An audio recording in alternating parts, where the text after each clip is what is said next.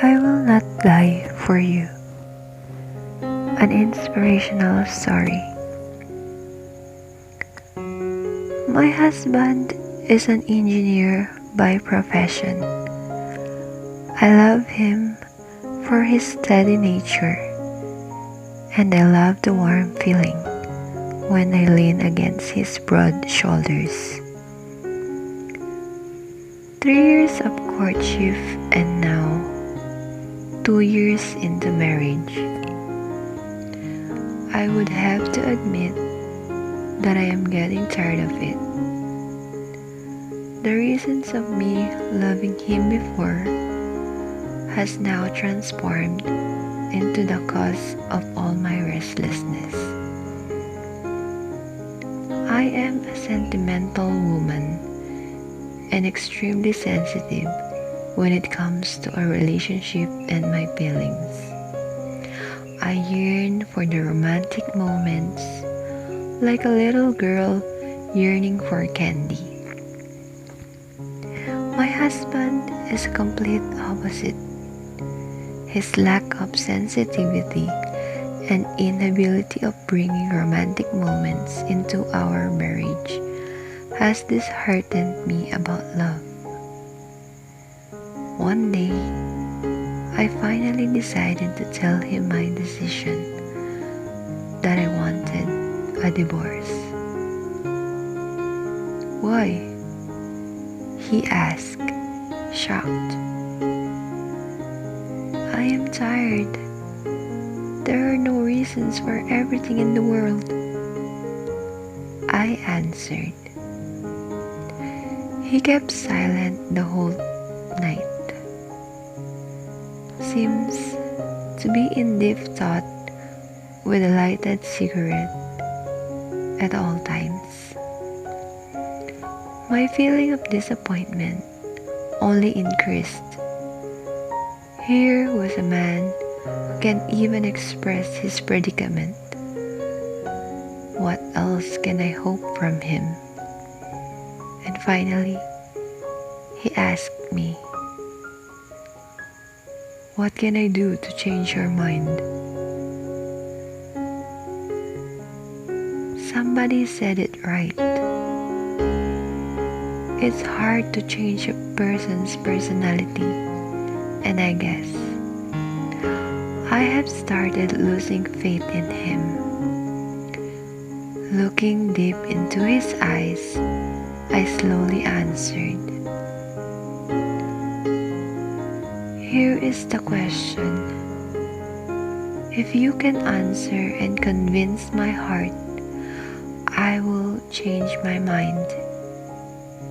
Let's say I want a flower located on the face of a mountain cliff, and we both are sure that picking the flower will cause your death. Will you do it for me? He said, I will give you your answer tomorrow. My hopes just sank by listening to his response. I woke up the next morning to find him gone and saw a piece of paper with his scratchy handwriting under a milk glass on the dining table near the front door that goes, My dear, I would not pick the flower for you, but please allow me to explain the reasons further. This first line was already breaking my heart. I continued reading. When you use the computer, you always mess up the software programs and you cry in front of the screen. I have to save my fingers so that I can help to restore the programs. You always leave the house keys behind. Thus I have to save my legs to rush home to open the door for you. You love traveling, but always lose your way in a new city.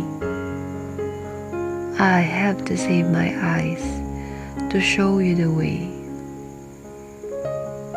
You always have the cramps whenever your good friend approaches every month. I have to save my palms so that I can calm the cramps in your tummy. You like to stay indoors, and I worry that you will be infected by infantile autism. I have to save my mouth to tell you jokes and the stories to cure your boredom. You always stare at the computer, and that will do nothing good for your eyes. I have to save my eyes so that when we grow old, I can help you to clip your nails and to help remove those annoying white hairs, so I can hold your hand while strolling down the beach as you enjoy the sunshine and the beautiful sand, and to tell you the color of the flowers, just like the color of the glow on your young face. Thus, my dear, unless I am sure that there is someone who loves you more than I do, I could not pick that flower yet and die. My tears fell on the letter and blurred the ink of his handwriting. And as I continue on reading, now that you have finished reading my answers, if you are satisfied, please open the front door, for I am standing outside bringing your favorite bread and fresh milk. I rushed to pull open the door and saw his anxious face, clutching tightly with his hands the milk bottle and loaf of bread. Now, I am very sure that no one will ever love me as much as he does, and I have decided to leave the flower alone. That's life and love. When one is surrounded by love, the feeling of excitement fades away, and one tends to ignore the true love that lies in between the space and dullness. Love shows up in all forms, even very small and cheeky forms. It has never been a model. It could be the most dull and boring form. Flowers and romantic moments are only used and appear on the surface of the relationship.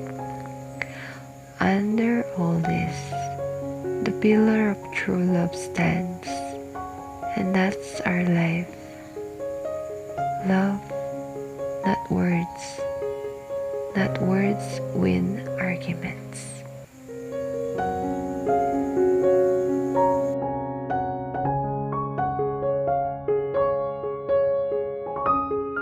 Like and subscribe.